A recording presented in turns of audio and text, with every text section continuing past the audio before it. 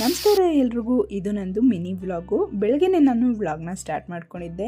ಹಾಗೆ ಬ್ರೇಕ್ಫಾಸ್ಟಿಗೆ ಅಂತ ರಾಗಿ ದೋಸೆ ಮಾಡ್ಕೊಂಡಿದ್ದೆ. ಮಧ್ಯಾಹ್ನದ ಊಟಕ್ಕೆ ಅಂತ ಸಿರಿಧಾನ್ಯದ ಟೊಮೆಟೊ ಬಾತ್ನ ಮಾಡ್ಕೊತಾ ಇದ್ದೀನಿ.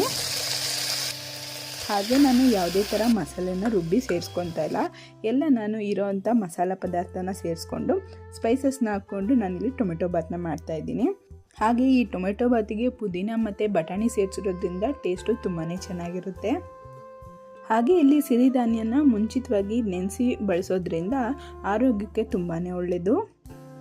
ಹಾಗೆ ಇದ್ರ ಜೊತೆಗೆ ಸೋಯಾ ಚಿಂಗ್ಸ್ದು ಗಾರ್ಲಿಕ್ ಮತ್ತು ಪೆಪ್ಪರ್ ಫ್ರೈನ ಮಾಡ್ಕೊಂಡಿದ್ದೆ. ಇನ್ನು ಹಸ್ಬೆಂಡು ಅಪರೂಪಕ್ಕೆ ಲಂಚ್ ಬಾಕ್ಸ್ನ ರೆಡಿ ಮಾಡೋಕ್ಕೆ ಕೇಳ್ತಾರೆ. ಹಾಗಾಗಿ ನಾನಿಲ್ಲಿ ಲಂಚ್ ಬಾಕ್ಸ್ನ ರೆಡಿ ಮಾಡ್ತಾಯಿದ್ದೀನಿ. ಜೊತೆಗಿಲ್ಲಿ ನಾನು ಲೆಮನ್ ಜ್ಯೂಸ್ ಕೂಡ ಮಾಡಿದ್ದೆ. ಈ ವಿಡಿಯೋ ನಿಮ್ಗೆ ಇಷ್ಟ ಆಗಿದ್ರೆ ನೀವಿನ್ನೂ ನನ್ನ ಚಾನಲ್ನ ಸಬ್ಸ್ಕ್ರೈಬ್ ಮಾಡ್ಕೊಂಡಿಲ್ಲ ಅಂದರೆ ಪ್ಲೀಸ್ ನನ್ನ ಚಾನಲ್ನ ಸಬ್ಸ್ಕ್ರೈಬ್ ಮಾಡ್ಕೊಳ್ಳಿ. Thanks for watching.